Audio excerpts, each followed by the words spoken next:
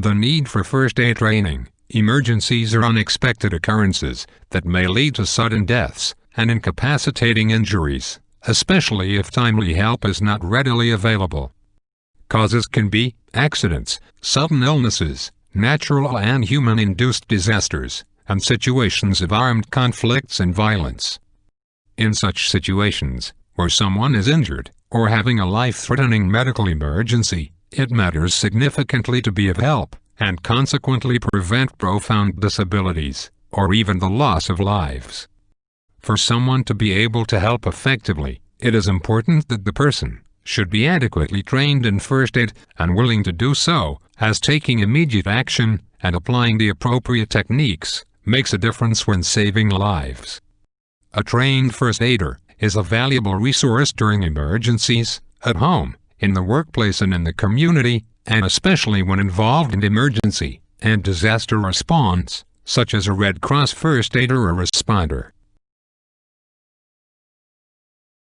Definition of first aid. First aid is an immediate help provided to a sick or injured person until professional medical help arrives or becomes available. It is concerned not only with physical injury or illness, but also with other initial care, including psychosocial support, for people suffering emotional distress from experiencing or witnessing a traumatic event. The objectives of first aid. 1. To preserve life. Giving first aid is in itself an attempt at saving lives. 2. To prevent further harm and complications. It protects the patient from further injuries and prevents the injury or illness from becoming worse. 3. To seek immediate medical help. Care for a patient does not end with first aid. 4. To provide reassurance. Psychological support is also as important as physical help. First aid aims to accomplish these goals and helps improve a patient's chances of survival during an emergency.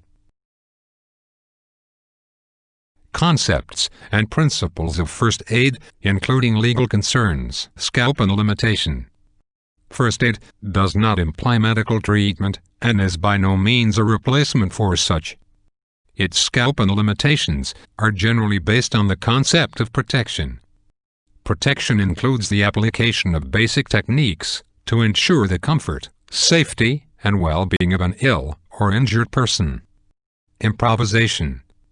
Because emergencies are unexpected, first aid kits and other equipment may not be available always at such time that they are needed. A first aider should be able to adapt, improvise, and overcome. He or she must have the ability to adapt to the situation and has to improvise materials and equipment until more help arrives. Consent. People have the legal right to accept or refuse emergency care. Therefore, before giving care to an injured or an ill person, you must obtain the person's permission. Do not touch or give care to a conscious person who refuses care or withdraws consent at any time. Instead, step back and call for more advanced medical personnel. Negligence is failure to follow a reasonable standard of care, thereby causing or contributing to injury or damage. Abandonment is discontinuing care once it has begun. Care must continue until someone with equal or more advanced training takes over. Confidentiality is the principle that information learned while providing care to a victim is private and should not be shared with anyone except to those healthcare professionals directly associated with the victim's medical care. Health hazards and risks. Helping others is not without risks and hazards, and foremost of them is the risk of contracting an infectious disease. Infectious diseases, those that can spread from one person to another, develop when germs invade the body and cause illness. The most common germs are bacteria and viruses, and can spread from one person to another through the following ways. Direct contact occurs when a person touches an infected person's body fluids. Indirect contact occurs when a person touches objects that have been contaminated by the blood or another body fluid of an infected person. Airborne transmission occurs when a person inhales droplets that have become airborne as an infected person coughs or sneezes. Animals, including humans and insects, also can spread some diseases through bites. Common transmissible diseases.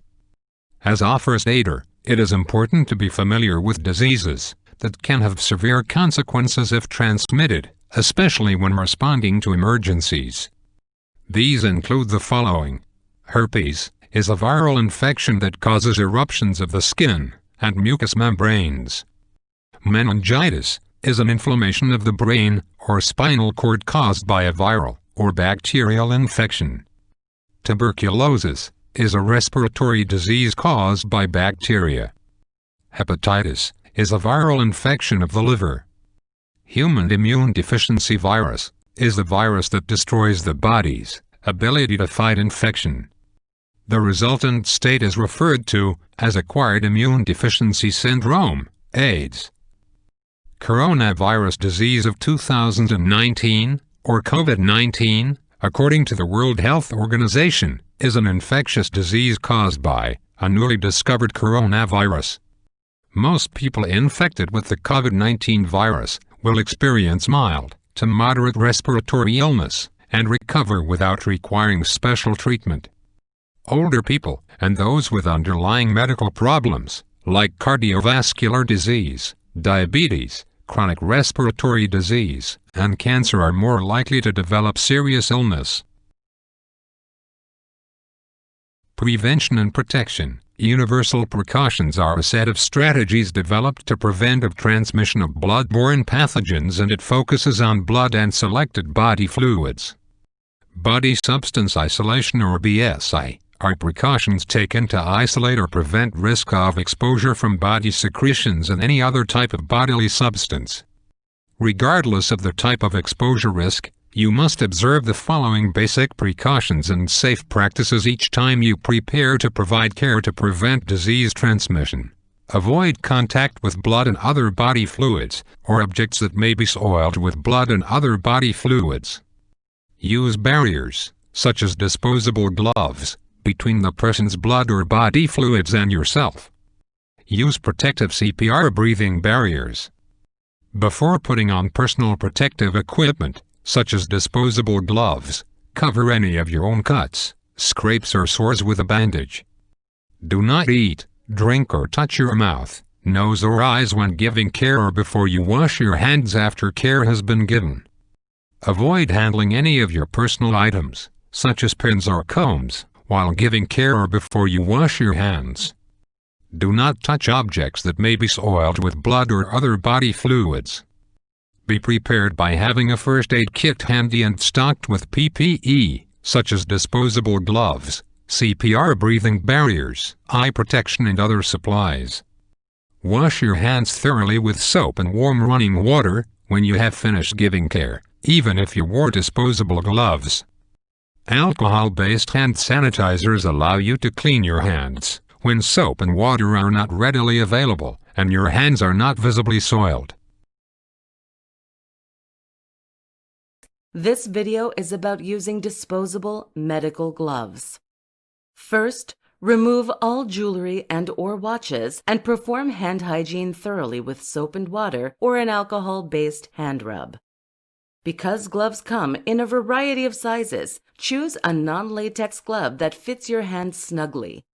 Gloves are universal, so they can be put on either hand. Inspect each glove to ensure there are no tears. Put on each glove, being careful not to rip them. Gloves should fit snugly on the fingers, hand, and around the wrist. Replace gloves that are damaged or heavily soiled or contaminated, and be sure not to use an alcohol-based hand rub on them, as it could be damaging. It is very important to remove your gloves safely so you don't contaminate yourself. Disposable gloves should never be washed and reused or turned inside out. They are meant for one-time use only. Always treat the outside of your gloves as contaminated. To remove your gloves, first turn your palm up to make the glove easier to remove. Then pinch the outside edge of the glove below the wrist. This is glove to glove. Slowly peel the glove off, turning the glove inside out. This ensures any contaminants remain inside the glove. Hold the removed glove in your gloved hand. Next, slide your fingers of your ungloved hand inside the remaining glove at your wrist. This is skin to skin. Peel off the second glove over the first glove, being careful to avoid contamination. Ensure you don't put used gloves in your pocket or bag or leave them lying around. They should be disposed of right away in the appropriate waste container. And always perform hand hygiene after removing them.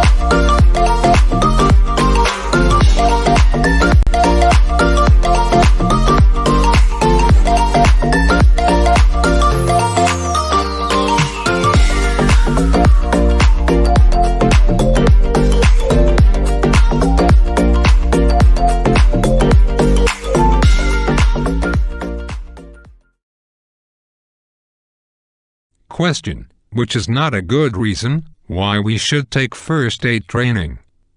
A. It matters significantly to be of help and prevent disabilities, or even the loss of lives during emergency situations. B. To help effectively, it is important that the person is adequately trained in first aid and willing to apply the appropriate techniques. C. A trained first aider is a valuable resource at home, in the workplace, and in the community, especially during emergency and disaster situations. D. None of the above. The correct answer is D. None of the above. A, B, and C are all good reasons why a person should train in first aid.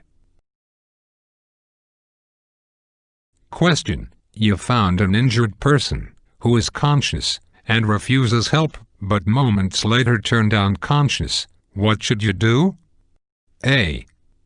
Call 911 and leave the victim to other bystanders. B. Call 911 and begin to give care. C. Call 911 and wait until professional help arrives. D. Call 911 and do nothing else. The correct answer is B. Call 911 and begin to give care. At first, you need to stay back since the person refused to be cared for. But the moment the patient went unconscious, consent becomes implied. Then you must call 911 and begin caring for the victim immediately.